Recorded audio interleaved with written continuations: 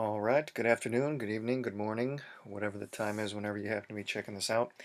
And just going to be talking a little bit here about the latest on George Floyd, the protests, and all of these surrounding events, which also have a little bit of a biblical implication, and touch on that and a few videos of interest that also kind of describe a little bit about what we're seeing in the news right now. And so, first, I guess, would be the biblical aspect of it. If you are watching this, you might be a QAnon supporter. You might be somebody who has a Judeo-Christian background. And so, all of these events that we're seeing in the news today, both internationally and nationally, have biblical implications for the times that we're living in. If you're of a Jewish background,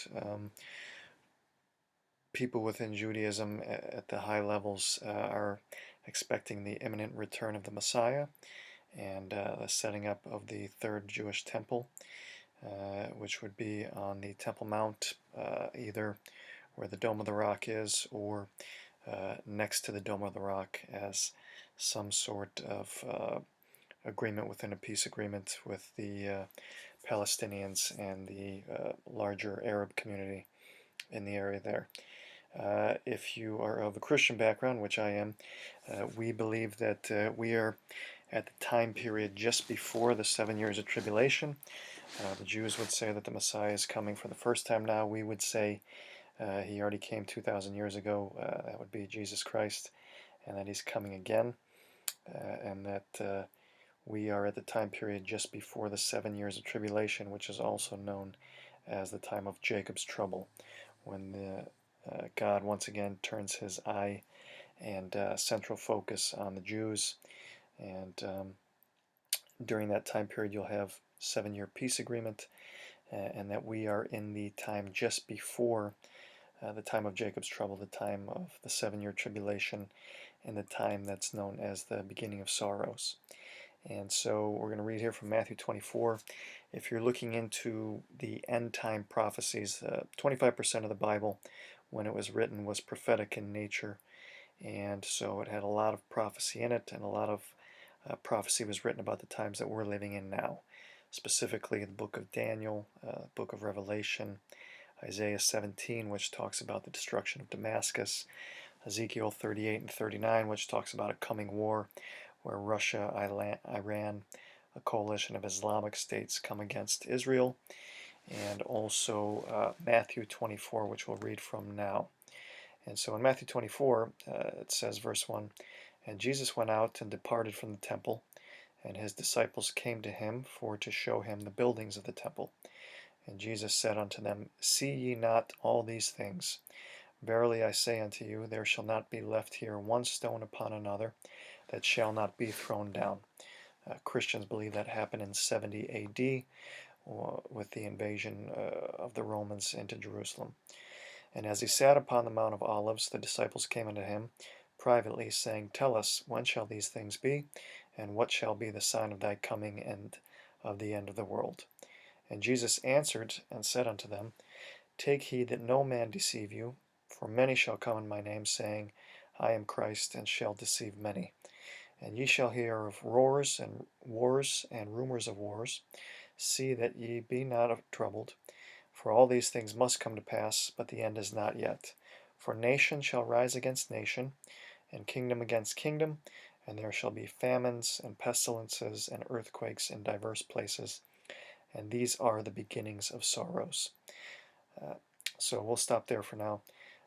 Like I said, we think that in the Christian eschatological community, people that study and believe in Bible prophecy, that's kind of roughly where we're at the beginning of sorrows before the 7 years of tribulation comes to its beginning. But it's interesting here in verse 7 says, "For nation shall rise against nation." Now, that word nation, we'll take a look at here in the concordance. If we go back in the concordance, same scripture we were just reading, and nation against nation. When you study that word nation, which comes from the Greek, Strong's number 1484. If we click on it, it gives us what we know as the word ethnos. And there are various definitions for this, but we want to take a look at number 3 here, which is in reference to a tribe, a nation, a people group, or what we would refer to today as race. And it's interesting that this reference to race comes up. Basically, people will be against people. And of course, that's been going on for thousands of years. Races being against races, people groups being against people groups, nations being against nations. But we're seeing that specifically in the U.S. as it relates to George Floyd, that situation, and the subsequent protests going on after that. And there is, as we'll take a look at in the next video I want to take a look at, when Trump got elected, he kind of threw a monkey wrench into the whole, what many have heard before, New World Order, global government, these sorts of things. He was sort of the last chance. If he wasn't going to get elected, Hillary Clinton, it was her role to basically destroy the United States. And one way she was going to do that was in a war that she was going to bring about between NATO and Russia. And if you go back and you look at the debates between Trump and Russia, I noticed in the early debates that anytime she would get a question, she would always steer that question towards Russia, aggressive tone towards Russia. And it became very obvious to anyone that was paying attention to those debates that that's what the globalists, that's what the elites wanted to do. They wanted to play Russia against the United States, and my understanding is they were going to start a limited scale nuclear war between the US and Russia to eliminate those two countries who are standing in the way of the New World Order, because those are two very patriotic and nationalistic countries. So they needed to find a way to basically foment war between these two countries to remove them. And so you saw a lot of provocative moves, a lot of movements being made with NATO around that time, kind of steering some armaments and these types of things around the borders of Russia and the NATO states, etc. So they were trying to basically stir up tensions between the United States and Russia. Thank God Hillary didn't get into office. Trump was elected, and we managed to create somewhat a peaceful, cooperative relationship with Russia. And so since that point, of course, globalists and internationalists are not going to stop, even though Hillary was stopped and didn't get elected. So they brought up the whole Russia Gate. That didn't work, where they attempted to, well, you know the story. That fell apart. So then they had the impeachment. That fell apart. And then we came to, predictably, another crisis, which was the George Floyd crisis, a staged event, probably. Unfortunately, George Floyd was killed and sacrificed as an occult ritual, and also to stir up racial tensions, as we're seeing in Matthew 24, with the races against each other during this time period. And so we've got the protests going on now, Black Lives Matter. They're trying to stir up a civil war. And so that fits right in with the next video here. This is a gentleman named Yuri Bezmenov. And Yuri Bezmenov was a KGB defector who worked in the area of the nation of, I don't know why I'm forgetting right now, not Iran, not Israel. How am I forgetting the name right now? It is, well, it'll come to me in a minute. In any event, he talks about how he defected, and that basically there is nowhere to go anymore defecting to the United States, that if the United States doesn't survive, that there's nowhere else to go after that. And so he defected, and in 546 he's going to talk about how there really are not any grassroots movements. These are all well planned, staged, set up by intelligence agencies, by non-governmental organizations, people who he describes as the uh, world communist conspiracy. So let's take a listen to him here at 546 to talk about these topics. The immediate impulse to defect was Bangladesh crisis, which was described by American correspondents as Islamic grassroots revolution, which is absolute baloney. There was nothing to do with Islam, and there was no grassroots revolution. Actually, there are no grassroots revolutions, period. Any revolution is a byproduct of a highly organized group of conscientious and professional organizers, but has nothing to do with grassroots. In Bangladesh, it was nothing with grassroots. Most of the Awami League party members, Awami League means People's Party, were trained in Moscow in the High Party School. Most of the Mukti Fauj leaders, Mukti Fauj in Bengali means People's Army, same as SWAPO and all kind of liberation armies all over the world, the same bunch of useful idiots. They were trained. Yeah, so he explains that there is no such thing as these grassroots movements, people like Antifa, Black Lives Matters, that these are very highly organized, highly funded groups, planned, staged, set up by essentially intelligence agencies, non-governmental organizations, people like George Soros, who you're hearing a lot about right now in the news, and you're going to continue hearing more about his connections with Black Lives Matter and Antifa, stirring up dissent and causing problems, attempting to cause civil war in the U.S. So later on, we hear a little bit more from Yuri about useful idiots. Let's go to 2037.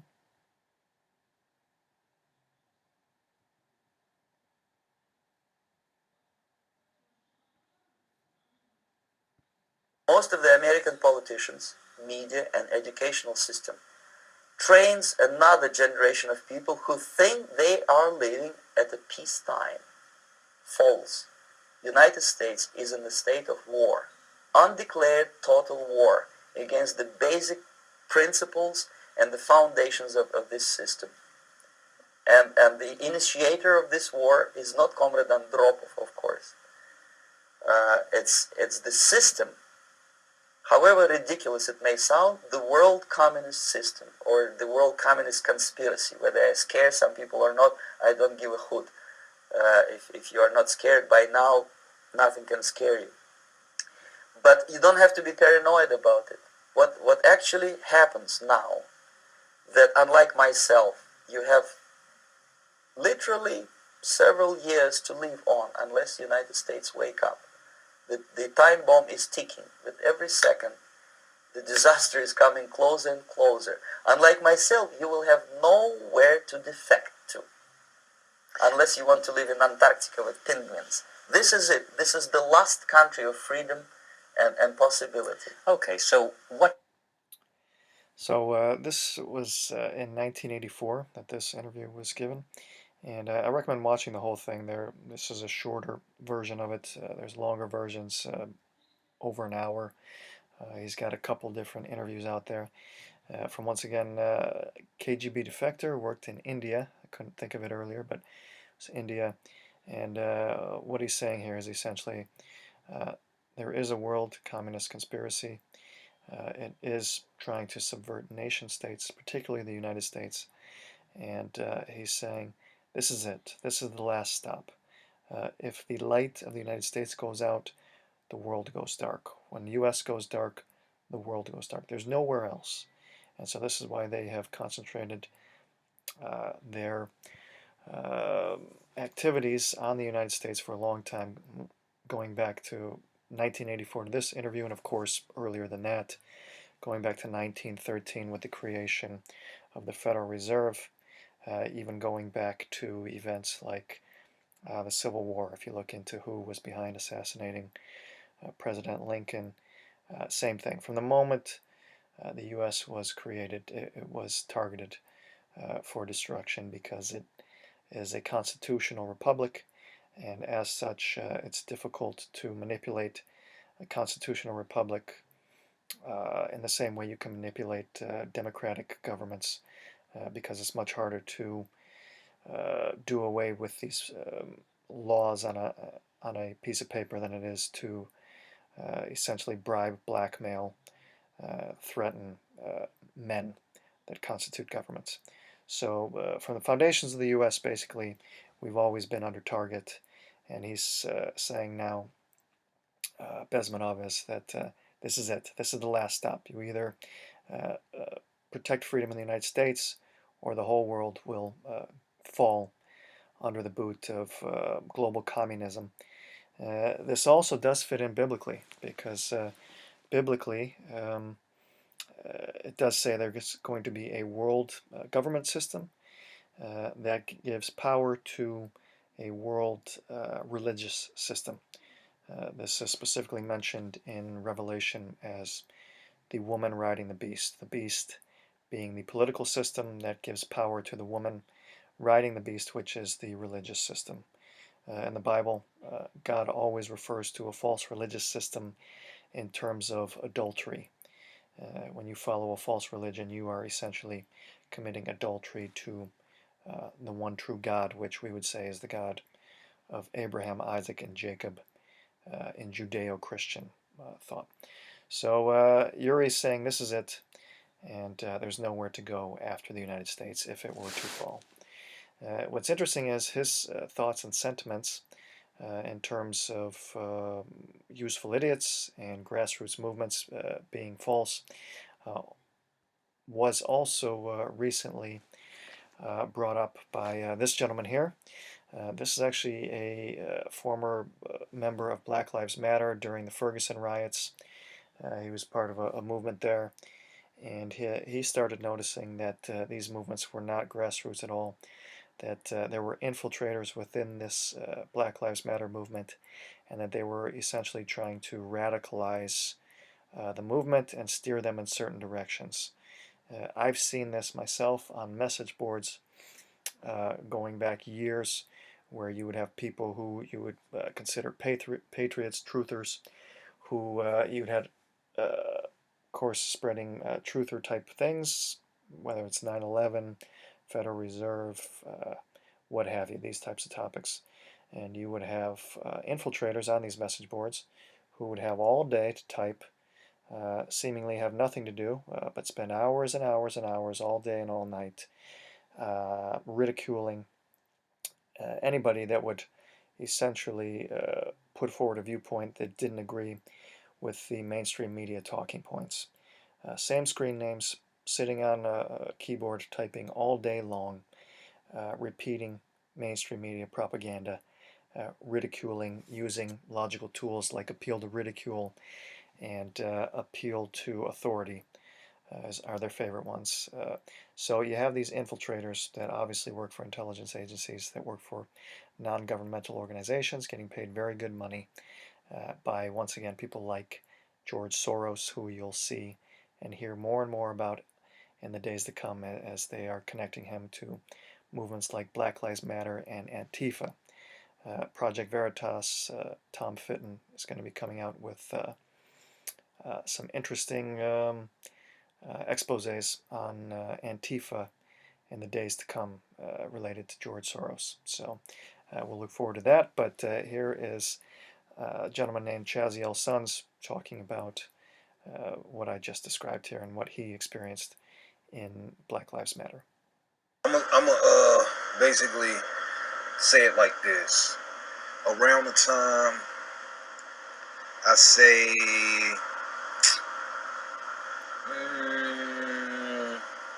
probably the end of 2015, somewhere in there, probably going into 2016, I started to notice,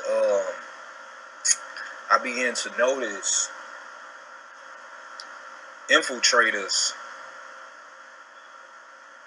coming into the movement, which is already, it's been like this for a long time, but I actually started to see them all online, making fake pages, and basically these fake people part of the black movement or whatever you want to call it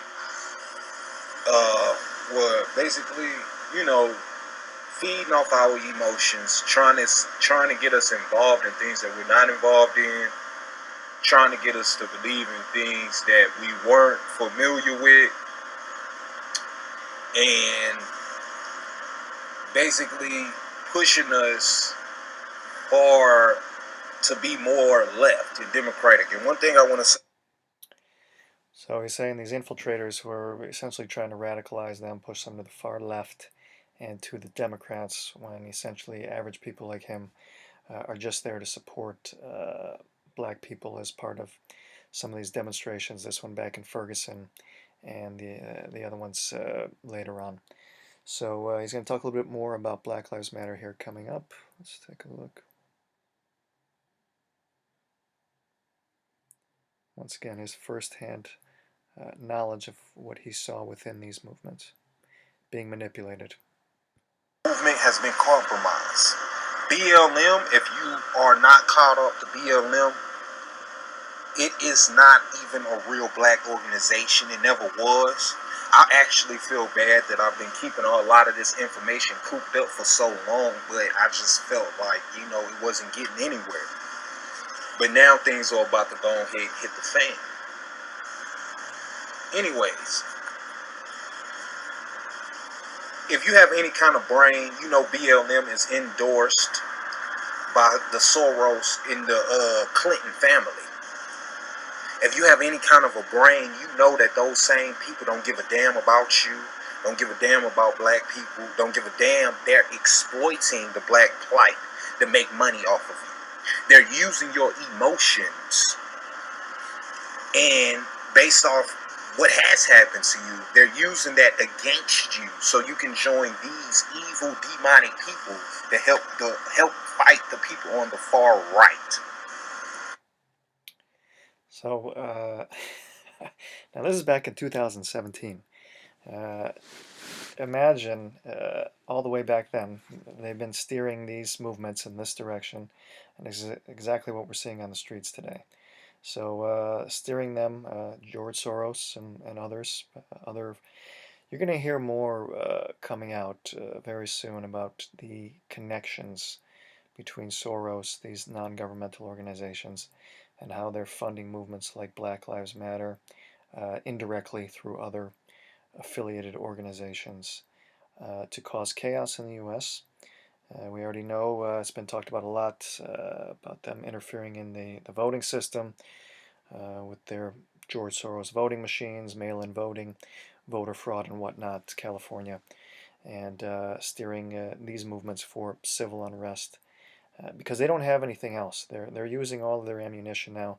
They know if Trump gets elected in November that they're finished, that a lot of people are going to go to jail, some are going to be charged with treason, and so it's just one rolling crisis after another, from Russiagate to impeachment to coronavirus to George Floyd situation, very sad situation, which once again is a staged event, to now this civil unrest that they're hoping to turn into civil war. This is going to fizzle out as the other ones did, and they're going to have to find something else after that. They're already talking about coronavirus popping up again in September, which coincidentally is the time when Hillary Clinton is supposed to testify in person on some of the things related to her emails. So these things are not going away. They're going to keep rolling out crisis after crisis. And so let's move a little bit further. He talks again more about the manipulation here.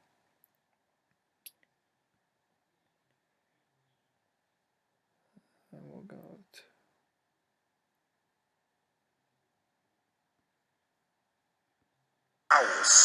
Who are controlling the narrative, and they're brainwashing you to feel a certain way about the system, about white people, about every race, and about yourselves. Do not let these beasts, do not let these evil people do this. And I'm not talking about any particular race, man. You got black people, man. Like I said, the movement has been compromised. There is no black RBG movement. If you were claiming BLM, you a real sad motherfucker. For the simple fact that BLM has always, and from the very beginning, was being promoted and being paid for by Soros and Clinton. If you think that these people who've never given a damn about you, all of a sudden, they care about the black man's plight. All of a sudden, man, y'all pay attention. Y'all really gotta pay attention. I'm getting somewhere with this, I promise. All of a sudden, these white people on the left, and they've been doing this, but all of a sudden they, are supporting the black plight. This is all to get as many numbers as they can on their side to fight this civil war that they're planning out, that they're already being prepared for. You're going to have to choose a side. Don't set yourself up to get slaughtered. This is all a big setup. It's huge propaganda. The biggest propaganda that could be happening right now. And what I want people to understand and overstand and understand is that we got to put the race thing to the side right now. We have to put it to the side because we have to understand what's going on and what's important. And the reason why it's so important on black people, because I know black people are like, okay, the left versus the right, what does that have to do with us? Because the people on the left are trying to use us. The people on the left are using us. The Democratic Party are using black people to fight their war with Antifa, with it's getting very, very deep. If you don't know who Antifa is, look Antifa up. Basically a terrorist group. I don't know what people's belief system is. You can call them what you want to call them, but they're basically like a militant group, and they're anti-fascist. That's what Antifa stands for. It stands for anti-fascist. And with that being said, this group is being paid for by, you guessed it, the younger Rothschilds, the Clintons, and the Soros.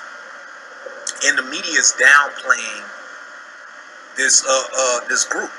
They're not telling people about this group. But people on the far left are trying to get black people and as many people who are part of the far left to join this side. And what they want to do is they want to take the guns away from the people on the far right. So he says a lot of truth here. He says that this group is funded by the usual characters, George Soros and some of these other people. Once again, you can do some research into this. We'll take a look at that in a minute. The information's out there.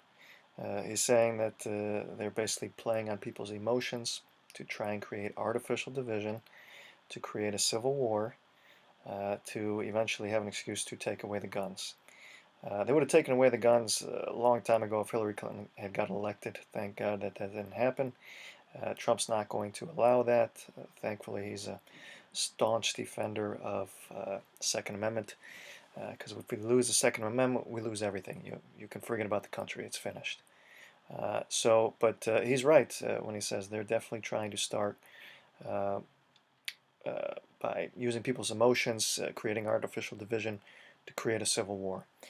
And to take a look at Black Lives Matter and a little bit of a connection to George Soros, there is an article here from 2016. This is from News Punch. Black Lives Matter, produced by George Soros. George Soros, many of you, I'm sure, that are checking out this video are pretty familiar with him. He's Hungarian.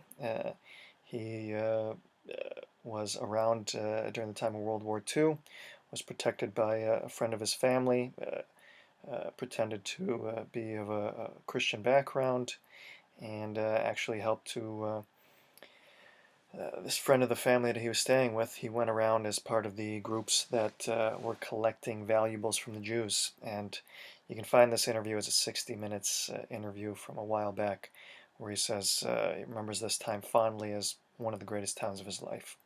So, and he is Jewish by background. So, if that tells you anything about the gentleman, I'm sure you heard a lot about him. You know about him. You know he involves himself in the elections of uh, all over Europe and open society foundations. He is all about open borders, global government. He's played a hand in the refugee crisis, flooding Europe with refugees and such. And there's a video out today I can maybe try and find before this video is over, where he is introduced by Hillary Clinton at some function and says he's looking to get involved in the United States and U.S. politics, and this was quite a while ago. So obviously he's been involved in this for a long time in the U.S. And so we'll just read along in the article here. It says, Black Lives Matter, D. Ray McKesson claims to be leading a grassroots revolution for racial and economic justice, but it can be revealed that he has close connections with the privileged and is funded by George Soros and the elite for the purpose of inciting terror and furthering their agenda for a civil war and the disarmament of civilians. D. Ray McKesson lives in a house owned by a board member of George Soros' Open Foundation. I think it's Open Society Foundation, but it might be Open Foundation. And the Black Lives Matter leader takes home a salary of $165,000, paid for by Baltimore Schools District taxpayers. Now, you know, of course, Baltimore is a notoriously Democrat city, and unfortunately, it's a very impoverished and dysfunctional city, thanks to the leadership there that are all Democrat from the city council throughout all of the local leadership. It's all Democrat, and it's no surprise and no shock that cities across the country that tend to be like this tend to be very dysfunctional. And goes on to say, Soros Group have had several connections to Black Lives Matter organizers and activists. According to Politico, the Soros-funded group, the Democracy Alliance, donated to several race-based movement organizations that ally with the Black Lives Matter movement. Many of George Soros' groups have provided funding and guidance to the Black Lives Matter movement and affiliated organizations, with the billionaire investing $33 million in Black Lives Matter alone. Internal documents from Missourians Organizing for Reform and Empowerment, a group organizing the protests in Ferguson after the death of Michael Brown, showed activists getting paid. The American Mirror reports that McKesson lives in a home owned by philanthropists James and Robin Wood in Baltimore, Maryland. It's the same address he used when declaring his residency on his campaign committee registration form for his failed mayoral run in the city's Democratic primary earlier in this year. So once again, back in 2016, and he didn't do very well in that election, by the way.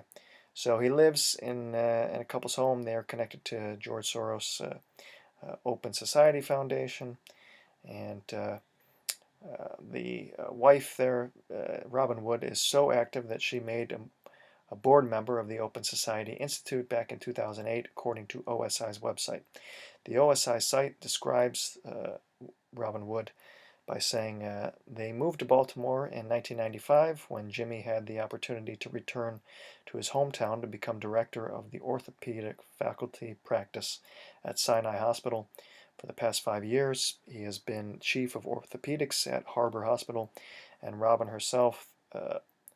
threw herself into nonprofit work in Baltimore, first with Community Law Center. She has served on the boards of Associated Black Charities, Safe and Sound, the Baltimore School for the Arts, and the Baltimore Community Foundation boards.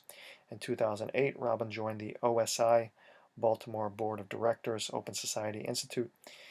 She is also now attending University of Maryland School of Law. So we've got connections between Black Lives Matter, groups that are connected to Black Lives Matter, and D. Ray McKesson. On Monday, the Baltimore School reported 31-year-old agitator McKesson is making a handsome salary, courtesy of Baltimore School taxpayers.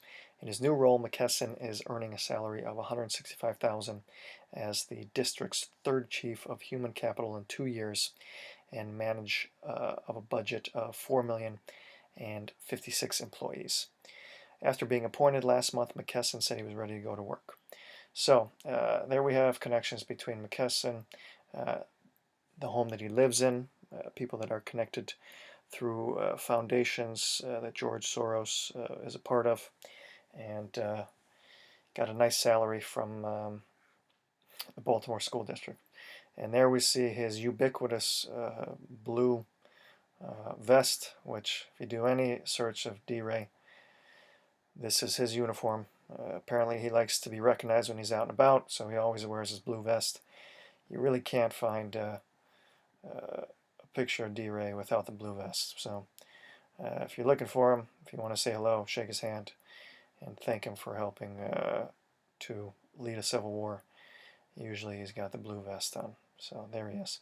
So anyways, connections between these quote-unquote grassroots movements, George Soros, and it all goes back a long way, like Yuri Bezmenov said. Even if you go look back to some old Malcolm X interviews, he says the same thing, that